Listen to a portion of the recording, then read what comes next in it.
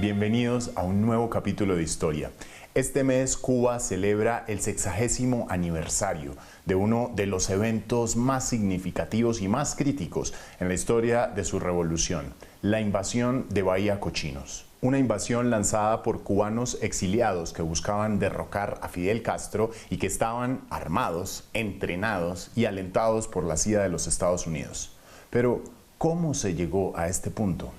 Durante la década de 1950, Cuba estuvo gobernada por el dictador y multimillonario Fulgencio Batista. El coronel Batista era un fiel aliado de Estados Unidos, país que en la primera mitad del siglo XX había usufructuado la industria de la caña y del turismo en la isla.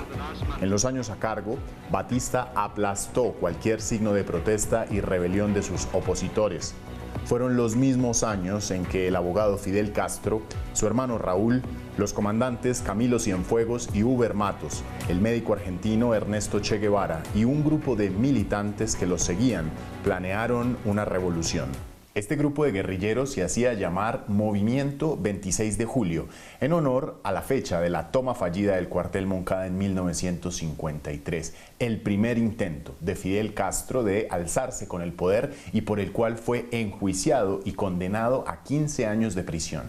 Fidel Castro, actuando como su propio abogado, alegó en su defensa la frase «La historia me absolverá». 18 meses después, Batista lo perdonó a él y a sus compañeros como gesto para congraciarse con la sociedad cubana. Enseguida, Castro y algunos de sus hombres viajaron a México, donde se entrenaron militarmente. Castro consiguió fondos para comprar un bote llamado Granma, en el cual viajaron 82 revolucionarios con arsenal militar y arribaron en 1956 al sur de Cuba para levantar un enclave en Sierra Maestra. Durante 2 años, Fidel y sus hombres fueron ganando adeptos en todo el territorio, en parte como resultado a una guerra de guerrillas, pero más aún a una exitosa campaña de prensa. El New York Times calificó a Fidel Castro como un Robin Hood en favor de los cubanos sometidos por el régimen de Batista. De manera que con el avance acechante de los barbudos de la sierra, como les conocían, Estados Unidos le retiró el apoyo a Batista. El dictador sucumbió a la presión y abandonó el país acompañado de sus aliados y de $300 millones rumbo hacia Santo Domingo, República Dominicana. Su partida le abrió las puertas de La Habana y de Santiago de Cuba a la revolución de Fidel Castro. El comandante comenzó a fabricar un poder desde el 1 de enero de 1959, del que no sospechaban en Estados Unidos. La revolución había triunfado y traía consigo reformas, entre ellas la expropiación y expulsión de grandes empresas estadounidenses, así como una reforma agrícola y social en favor de los campesinos y los más pobres.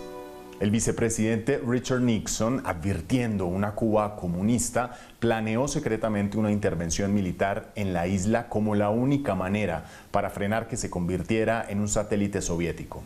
Entre tanto, en Estados Unidos, John Fitzgerald Kennedy sorprendió a Richard Nixon por un estrecho margen en las elecciones de 1960 y quedó electo presidente sin saber de los planes de invasión a Cuba. Cuando se enteró, Kennedy se opuso a la invasión, pero un hecho fue clave. El periodista Tad Sulk del New York Times descubrió el plan de la invasión y lo publicó pese al intento de Kennedy de que no se imprimiera. De tal suerte, y habiendo el Times publicado el artículo el 7 de abril de 1961, Kennedy accedió a la invasión imponiendo ciertas condiciones como reducir el número de aviones de la Fuerza Aérea para los bombardeos y cambiar el lugar de desembarco de Trinidad a Bahía Cochinos. El 15 de abril de 1961, un bombardeo aéreo de los invasores atacó bases aéreas cubanas y después más de 1.300 cubanos exiliados atracaron en Bahía Cochinos. El ataque fue considerado un éxito, ya que rápidamente controlaron las posiciones de la bahía que incluían la playa Girón.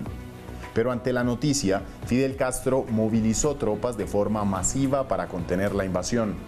Tras más de 60 horas de enfrentamientos, el ejército de Fidel extinguió por completo el avance contrarrevolucionario. Murieron 114 cubanos exiliados y más de 1.200 fueron arrestados. Aunque más de 4.000 cubanos se contaron entre muertos, heridos y desaparecidos, la batalla fue considerada una victoria para Cuba y una derrota en toda su línea para los estadounidenses y sus aliados locales. Para el presidente Kennedy, la derrota de los invasores en Bahía Cochinos fue un desastre mediático, un fiasco político inconmensurable. De manera que ordenó planes para una nueva invasión a Cuba. En contrapartida, Fidel Castro se aseguró de proteger a la isla de futuros ataques estadounidenses bajo un estrecho pacto de alianza con la Unión Soviética de Nikita Khrushchev.